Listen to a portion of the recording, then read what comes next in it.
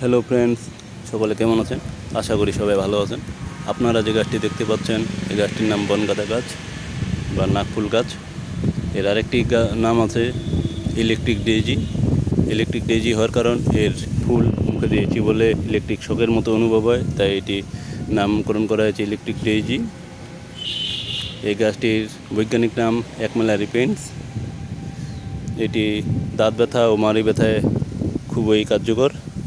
দাঁত ব্যথা হলে এর ফুল মুখে দিয়েছি বলে যে জায়গায় ব্যথা সে জায়গায় দিলে ব্যথা কমে যায়।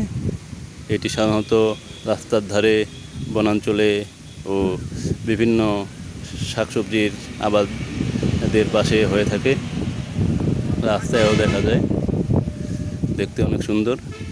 তো বন্ধুরা, গাছটি কেমন লাগলো অবশ্যই জানাবেন আর পাশে থাকবেন। ধন্যবাদ।